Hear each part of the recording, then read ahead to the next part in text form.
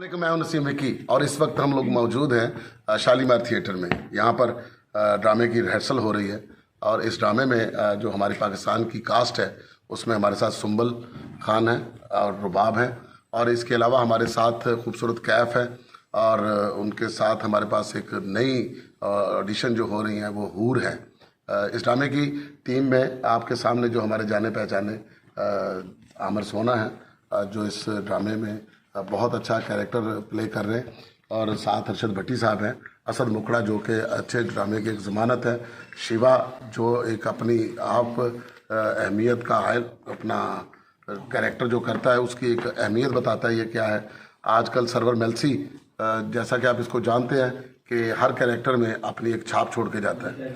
इस ड्रामा में हम लोग जो रिहर्सल कर रहे हैं एक नई चीज़ बना रहे हैं। इस ड्रामे में ऐसी कॉमेडी होगी और ऐसा डांस रोमांस होगा जो मतलब आपको मुद्दतों याद रहेगा।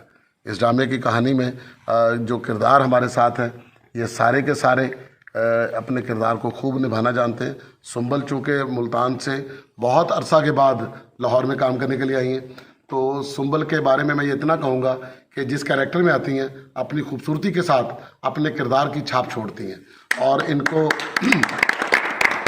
इतना मज़ा आया कि इनकी डेट्स जो थी वो आउटडोर में थी, बट इन्होंने फैसला किया कि एक और ड्रामा यहाँ पर किया जाए, तो जिसके लिए हम सुंबल के बहुत मशहूर हैं कि हमारे साथ कर रही हैं। और फिर खूबसूरत कैफ भी इस ड्रामे में शामिल हो रही हैं, उनकी भी डेट कहीं और थी लेकिन अच्छा ड्रामा होने की वजह से वो भी हमारे साथ शामिल हो रही हैं। रुबाब बहुत अरसे से यहाँ पर तो कहते नहीं तो बंदा छेती टिकता नहीं, टिक गई हैं।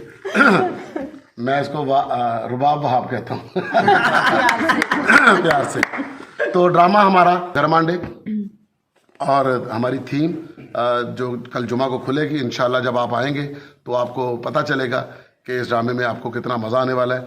मज़ा लेने के लिए आपको एक शाम हमारे साथ गुजारना पड़ेगी जुमा से यानी 11 नवंबर से ये ड्रामा गरमांडे हमारा जो है शुरू हो जाएगा और इसकी टीम जो है पुरजोर तरीके से रिहर्सल में मसरूफ़ है और इस ड्रामे को बहुत बड़ा ड्रामा बनाने में मशगूल है और इंशाल्लाह ये ड्रामा एक तारीख रकम करेगा।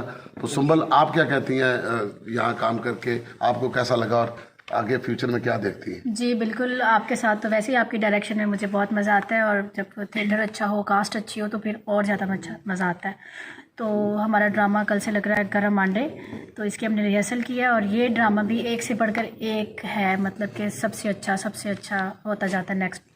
तो मुझे बहुत अच्छा लगा आपके साथ काम करके और शालीमार थिएटर में काम करके। थैंक यू सुंबल जी।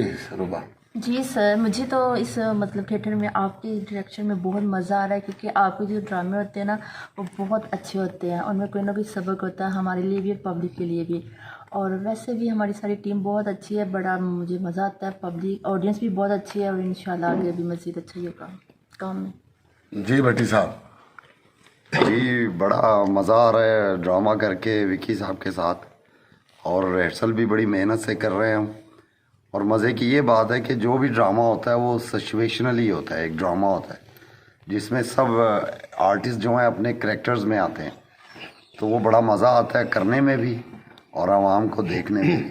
तो ये ज़रूर आइएगा, इस ड्रामे का आपको बहुत मज़ा आएगा। गरम अंडे जी, हमारा तो ख्वाब ही होता था कि हम नसीम विकी साहब के साथ कभी काम करेंगे क्योंकि इनको हमेशा ही बड़ी स्क्रीन पे देखा था, तो आज ये हमारा ख्वाब पूरा हो गया। हम 5-7 हफ्तों से विकी भाई की क़ियादत में काम कर रहे हैं और हमें बहुत मज़ा आता है। हमें जो छोटी छोटी गलतियाँ थी, वो एक अच्छा ही टीचर है, जो टीचर की अच्छी डांट होती है और उससे जो स्टूडेंट है वो सीखता है, तो हम विकी भाई से सीख रहे हैं क्योंकि यही हमारे जितने भी सुपरस्टार हैं सबसे पहले ही इन्होंने इंडिया का ये कपल शो जो इस वक्त बहुत फेमस है विकी भाई ने किया है। तो अगर वो फेमस हो सकता है तो हम जो छोटी छोटी जो टहनी हैं इनके साथ मिलके क्यों नहीं एक बोर्ड बन सकता, बोर्ड का दरख्त।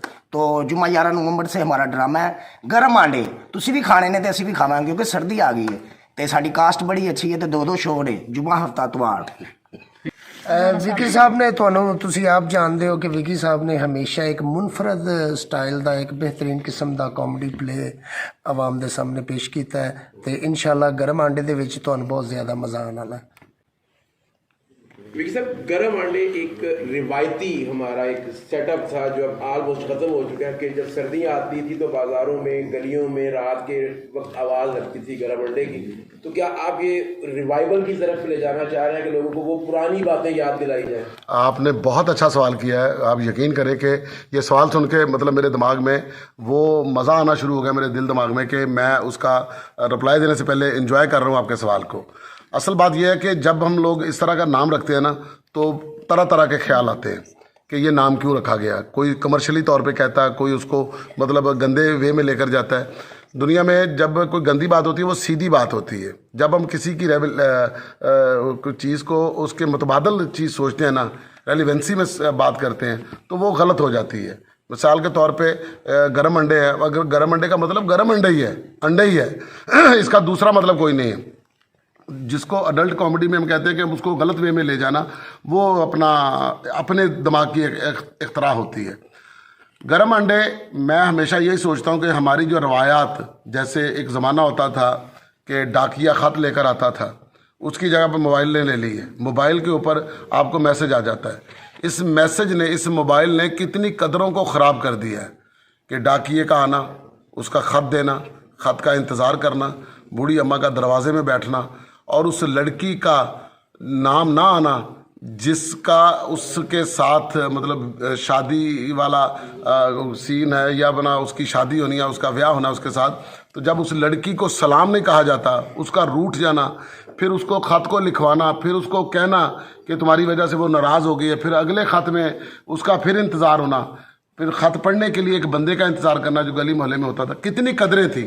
तो फिर उसके बाद देश परदेश का एक कॉन्सेप्ट होता था, ये भी ख़त्म हो गया। तो हम क्या है कि जो नज़दीक हैं, अपने करीब लोग हैं, हम उनसे दूर हो गए, और जो दूर हैं उनके हम करीब हो गए। मतलब इस मोबाइल ने बहुत सारी कदरें भी ख़राब की हैं। जैसे घड़ी का कॉन्सेप्ट मोबाइल ने ख़राब कर दिया, एक कैमरे का कॉन्सेप्ट इस मोबाइल ने ख़राब कर दिया। कितनी चीज़ें समेट के, मतलब तरक्की तो हो गई है लेकिन कदरें ख़राब हो गई। फिर वो मतलब कितने कारोबार भी इस वजह से मतलब ख़राब हो गए। इन रवायात को ज़िंदा रखने के लिए कुदरत का भी कानून है कि हर चीज़ अपने असल की तरफ लौटती है। तो गली मोहल्लों के अंदर एक कूलर पकड़ के एक बंदा, अब कूलर तो अब आया, पहले टोकरी होती थी जिसके अंदर वो एक अपना गर्म कपड़ा रख के या कोई रुई रख के उसके ऊपर अंडे रख के वो बेचना, फिर उसकी पुड़िया बना के काला नमक और सफ़ेद नमक को मिला के आवाज़ लगाना, फिर लोगों का, दोस्तों का इकट्ठा होके। लेकिन अब ज़िंदगी चूँकि इतनी जाली हो गई है, उसके अंदर अंडे भी 2 नंबर आने शुरू हो गए। इस 2 नंबरी ने हमें अखलाकियात से, हमारी सेहत को और हमारे दिमागों को बहुत ज़्यादा डिस्टर्ब करके रख दिया। तो मैं अपने ड्रामे में हमेशा यही चीज़ें डिस्कस करता हूँ कि हम जब अपने असल से दूर हो जाते हैं ना, तो हम बेरारवी का शिकार हो जाते हैं। तो इस ड्रामे के अंदर भी हम यही समझाने की कोशिश करेंगे कि असल में गरम अंडे हैं क्या, मतलब इसका मकसद क्या है, इस कहानी में हमने इसको कैसे उजागर करना है। जब आप ड्रामा देखेंगे फिर आपको इसकी वन लाइन की समझ आएगी। तो ख़वातीन और हज़रात, तैयार हो जाइए, जुमा 11 नवंबर से शालीमार थिएटर में आ रहा है ड्रामा, आ जाइए देखने के लिए।